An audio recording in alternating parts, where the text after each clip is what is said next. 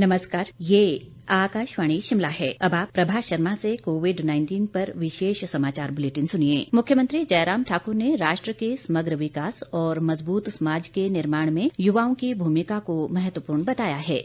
वे कल शिमला से संगठनात्मक जिला पालमपुर के युवा मोर्चा की वर्चुअल रैली को संबोधित कर रहे थे। मुख्यमंत्री ने कहा कि प्रधानमंत्री नरेंद्र मोदी ने 2014 से डिजिटल इंडिया पर विशेष बल दिया है तथा उनकी सोच के कारण ही आज इस कोविड-19 के दौर में राष्ट्र डिजिटल माध्यमों से एक दूसरे से जुड़ पाया है। जयराम ठाकुर ने कहा कि इस महामारी के दौरान फेस मास्क, सैनिटाइजर और लोगों को सामाजिक दूरी के महत्व के बारे में जागरूक करने जैसे सभी कार्यों में युवाओं ने महत्वपूर्ण भूमिका निभाई है। उन्होंने युवाओं को सोशल मीडिया का अधिक उपयोग सुनिश्चित करने को कहा ताकि राज्य सरकार की नीतियों और कार्यक्रमों को प्रभावी ढंग से लोगों तक पहुंचाया जा सके। देश में कोरोना पॉजिटिव लोगों की संख्या बढ़कर 4,73,105 हो गई है, जबकि 2,71,696 कोरोना मरीज उपचार के बाद स्वस्थ हो चुके हैं। मौजूदा समय में 1,86,514 कोरोना मरीजों का विभिन्न अस्पतालों में उपचार चल रहा है। इधर प्रदेश में कोरोना वायरस के मरीजों की संख्या बढ़कर 806 हो गई है।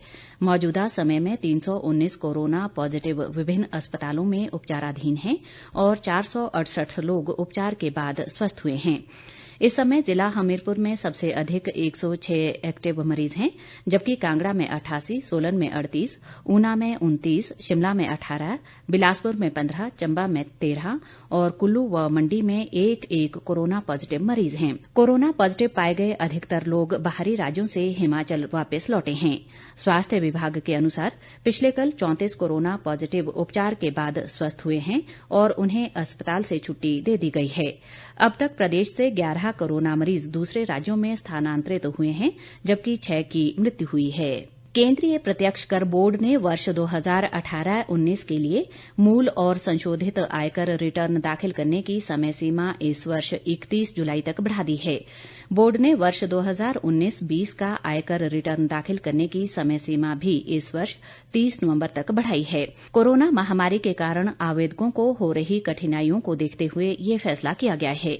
छोटे और मध्यम वर्ग के करदाताओं को राहत देने के लिए केंद्रीय प्रत्यक्ष कर बोर्ड ने 1 लाख रुपए तक के स्वयं आकलन कर भुगतान की तिथि भी इस वर्ष 30 नवंबर तक बढ़ा दी है। आयकर अधिनियम की धारा 80C के अंतर्गत वित्त वर्ष 2019-20 के लिए कटौती के दावे से संबंधित विभिन्न निवेशों और भुगतान करने की नियत तिथि भी इस वर्ष 31 जुलाई तक बढ़ा दी गई है। वहीं बोर्ड ने पैन को आधार से जोड़ने की तारीख अगले वर्ष 31 मार्च तक बढ़ा दी है। आबकारी व कराधान विभाग के प्रधान सचिव जेसी शर्मा ने कल शिमला में विभागीय कार्यों की समीक्षा बैठक की अध्यक्षता की और कोविड-19 के कारण प्रदेश को राजस्व प्राप्ति की स्थिति के बारे में अधिकारियों से चर्चा की। उन्होंने आबकारी कार्य के लिए ऑटोमेशन प्रोजेक्ट को तुरंत विकसित कर लागू करने के निर्देश दिए। उन्होंने विभागीय अधिकारियों को कार्य संचालन में आ रही समस्याओं के निदान के लिए उचित कार्यवाही का भी आश्वासन दिया। कोरोना वायरस के चलते प्रदेश में लागू लॉकडाउन के दौरान और उसके बाद की परिस्थितियों के मद्देनजर लोगों की जरूरत के मुताबिक उन्हें वित्तीय साक्षरता के तौर पर सक्षम बनाने को लेकर कल चंबा में जिला स्तरीय समीक्षा बैठक आयोजित की गई। बैठक की अध्यक्षता करते हुए उपायुक्त विवेक भाटिया ने वित्तीय साक्षरता और कौशल विकास की जरूरत पर बल देते हुए कहा कि इस संबंध में आगामी 10 जुलाई को फाइनेंशियल विजडम सेमिनार का आयोजन किया जाएगा।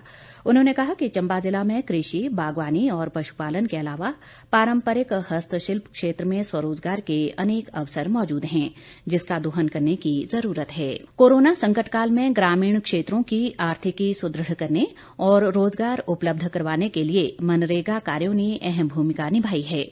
शिमला के उपायुक्त अमित कश्यप ने बताया कि जिले के ग्रामीण लोगों को मनरेगा के तहत काम उपलब्ध करवाया गया।